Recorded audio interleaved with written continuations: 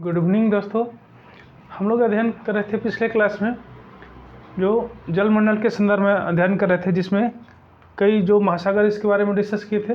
जो लास्ट वाला महासागर था, लास्ट महासागर जो कि दक्षिणी महासागर था, ठीक है। दक्षिणी महासागर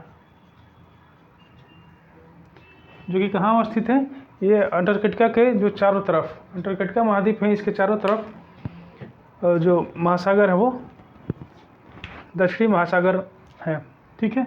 ये कई महासागरों से जुड़ा हुआ है। इधर अटलांटिक महासागर से जुड़ा है, इधर प्रशांत महासागर से ये हिंद महासागर के।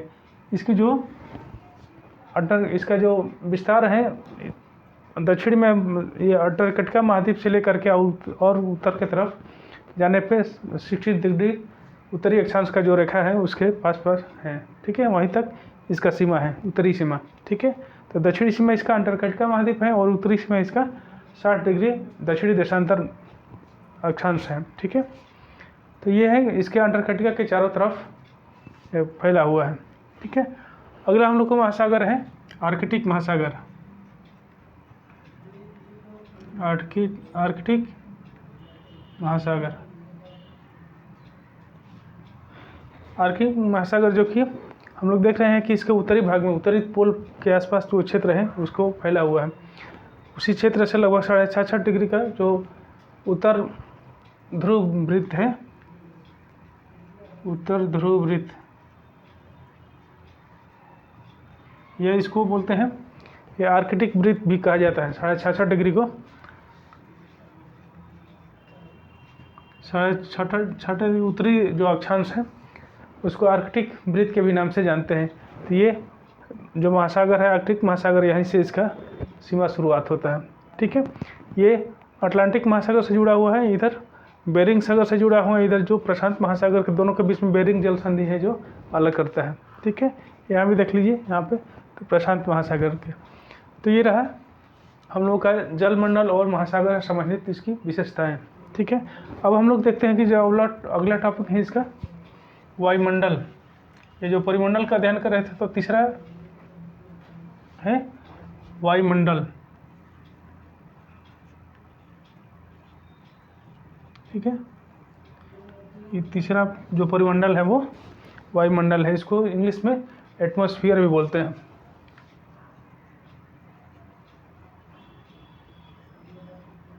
ठीक है, एटमॉस्फेयर।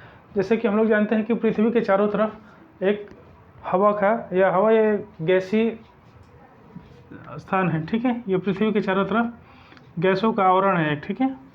इसमें कई प्रकार की गैसें होती हैं। इसमें ये जो ऊपर वाला भाग है, कई प्रकार की गैसें होती हैं, जिसमें मुख्य जो गैसें हुई वो नाइट्रोजन है, उसके बाद से ऑक्सीजन है, कार्बन डाइऑक्साइड है, आर्गन है, ठीक है, नियॉन है, क्रिप्टॉन है। इस प्रकार की कई प्रकार की गैसें और भी पाई जाती हैं, ठीक है। और इसके साथ साथ जलवाष्प भी इसमें पाया जाता है। वायुमंडल में जलवाष्प का भी मात्रा पाया जाता है। नाइट्रोजन जो इसमें का पूरा जो गैस है, इसका आयतन का गैसों का कितना है, लगभग 78% है। 78% भाग नाइट्रोजन गैस ही है और ऑक्सीजन कितना है, लगभग 21%।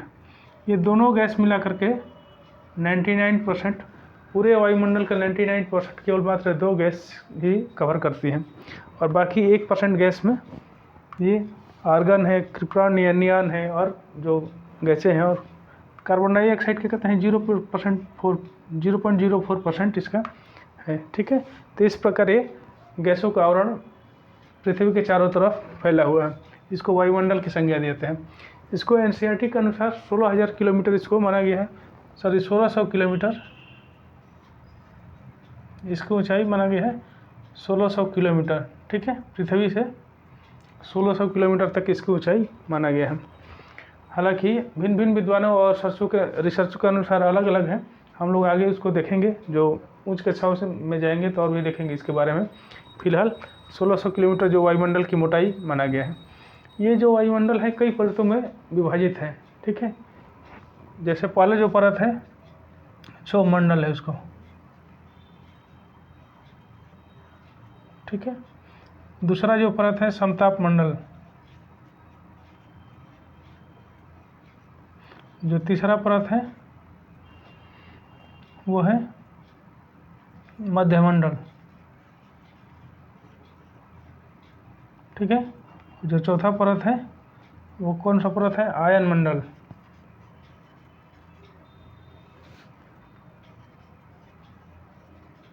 और जो पांचवा परत है वो कौन सा मंडल है? बहिर्मंडल, ठीक है।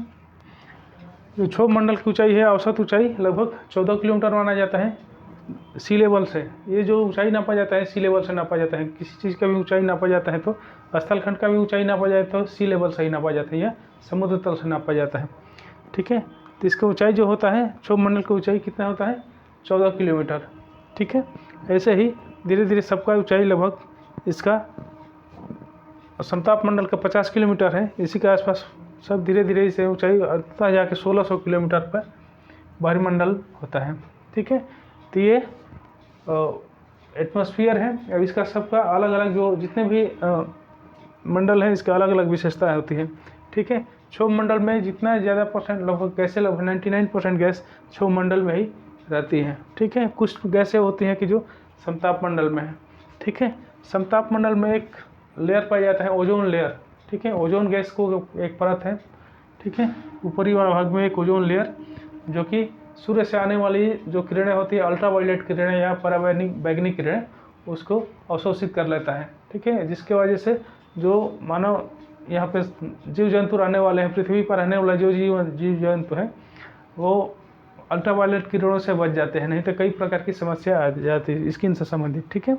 कैंसर वगैरह चाहे कई तरह की बीमारियाँ भी शुरू हो जाती है, ठीक है। तो ये हम लोग का जो वायुमंडल है और मानव जीवन के लिए काफ़ी ये महत्वपूर्ण है, ठीक है। और बाकी जो नाइट्रोजन है, जब देखते हैं नाइट्रोजन है वो पौधों के विकास के लिए काफ़ी उपयुक्त होता है, ठीक है, आवश्यक होता है। तो ये नाइट्रोजन पौधों के लिए होता है।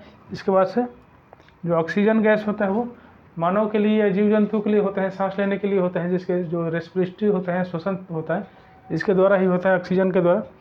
जो कार्बन डाइऑक्साइड होते हैं, जैसे कि जानते हैं कि ये पौधों के लिए आवश्यक होता है, जो पौधों के प्रकाश संश्लेषण के लिए, ठीक है।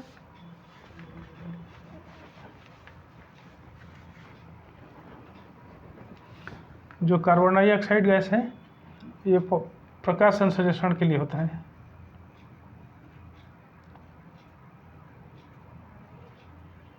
ठीक है।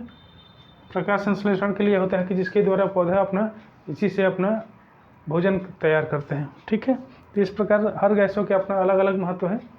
तो इस भाग में हम लोग ये वायुमंडल में इसी का अध्ययन हम लोग करते हैं, ठीक है।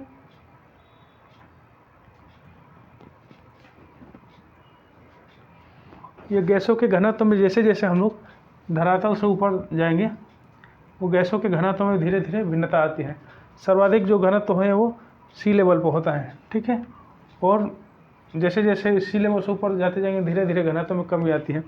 और इसके अतिरिक्त क्षेत्र में भी अंतर आता है, कहीं कहीं गैसों का घनत्व ज़्यादा है, कहीं कहीं पे कम भी होता है, ठीक है। और इसके अतिरिक्त जो गैसों का गुरुत्वाकर्षण के कारण सभी इसका भार भी होता है, ठीक। भार होता है तो वायुदाब इसको बोला जाता है, ठीक है, वायुदाब। वायुदाब को एवरेज जो वायुदाब है उसको वो सी लेवल पर मापा जाता है, ठीक है। और जैसे जैसे धरातल से ऊपर तरफ जाएंगे हम लोग तो इसका वायुदाब धीरे धीरे कमी होता जाता है, ठीक है। और वायुदाब के जो कमी के कारण है वो अंतर के कारण ही पवन का संचलन होता है या वायु का संचलन होता है, ठीक है। जो वायुदाब है हाई प्रेशर से लो प्रेशर की तरफ चलते हैं, ठीक है। जो हवाएं होती हैं हाई प्रेशर से लो प्रेशर की तरफ चलती हैं तो वहाँ पे पवन का इसी के कारण से पवन का संचलन होता है, पवन गतिशील होता है, ठीक है। तो इसके लिए भी वायुमंडल उत्तरदायी है। अब हम लोग देखते हैं अगला जो मंडल है जीव मंडल है, ठीक है। तो जीव मंडल के बारे में अध्ययन करते हैं हम लोग, देखते हैं।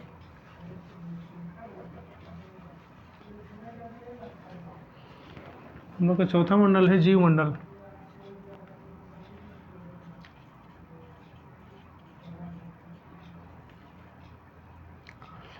जीव मंडल या बायोस्फीयर इसको बोलते हैं, ठीक है, इंग्लिश में बायोस्फीयर। बायोस्फीयर वो मंडल होता है कि जिसमें जहाँ पे पेड़ पौधे, जीव जंतु और मानव का निवास स्थान होता है। ये मंडल जल में भी हो सकता है, ठीक है, जल में भी हो सकता है, उसके बाद से भूमि पर या स्थल पर भी हो सकता है, इसके बाद से वायुमंडल में भी हो सकता है,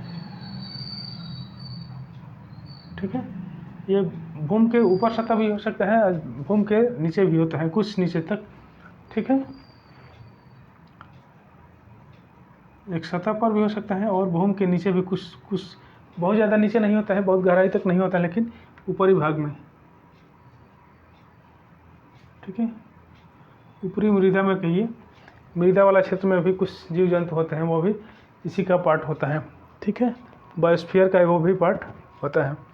तो हम लोग ये तीनों जल मंडल, स्थल मंडल और वायुमंडल, तीनों को मंडल को सम्मिलित रूप से समाहित करते हुए जीव मंडल का विकास होता है। हालांकि जीव मंडल बहुत ही सीमित क्षेत्र में होता है, ठीक है। जल मंडल में होता है कि जैसे हम लोग इसमें देखते हैं, जल में कौन कौन सा जीव जंतु होते हैं, जैसे मछलियाँ होती हैं, ठीक है, मछलियाँ होती हैं या कई प्रकार की मछलियाँ होती हैं, कछुए होते हैं, ठीक है, मगरमच्छ होते हैं,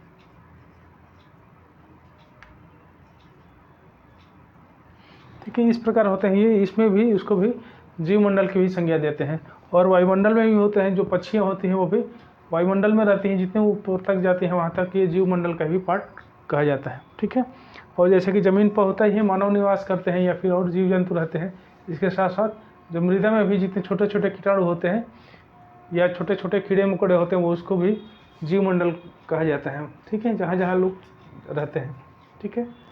और ये जो तीनों मंडल हैं, जीव मंडल वायुमंडल, स्थल मंडल और जल मंडल, तीनों एक दूसरे के परस्पर प्रभावित भी करते रहते हैं। कैसे प्रभावित करते हैं?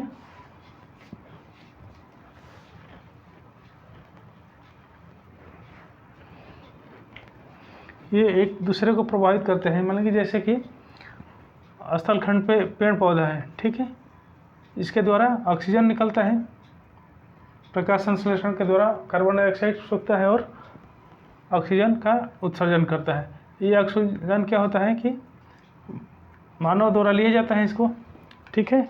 इसके अतिरिक्त ये गैस निकलने की वजह से इसको तापमान भी, जैसे कार्बन डाइऑक्साइड की वजह से वायुमंडल में जो कार्बन डाइऑक्साइड होता है इसकी वजह से तापमान बढ़ता है, तापमान भी बढ़ता है, धीरे धीरे वाष्पोत्सर्जन का भी कार्य करता है। जो जलीय भाग होता है वाष्पोत्सर्जन होता है या कहीं से भी वाष्पोत्सर्जन होकर के बादलों का निर्माण करता है, ठीक है। बादलों का निर्माण करेगा, फिर ये बादल बरसेगा तो ये भूमि का भी क्षरण करेगा, ठीक है। तो कैसे ये वायुमंडल भूमि को भी क्षरण कर रहा है, मतलब भूमि को भी प्रभावित कर रहा है, और साथ साथ जो जलीय भाग होते हैं इसको वृद्धि या कमी भी करते रहता है। इस प्रकार कई इसमें प्रक्रिया चलती रहती है हमेशा की। जो तीनों मंडल हैं, जीव वायुमंडल, स्थल मंडल और जल मंडल, एक दूसरे को प्रभावित करते रहते हैं, ठीक है। तो इस प्रकार ये रहा पृथ्वी के हम लोग परिमंडल के बारे में अध्ययन कर रहे थे। तो उम्मीद करता हूँ कि अच्छे से समझ में आ गया होगा। यही कहीं कन्फ्यूजन होगा तो फिर कमेंट बॉक्स में दीजिएगा, ठीक है। तो आज के लिए यहीं पर रहने देते हैं, ठीक है। धन्यवाद।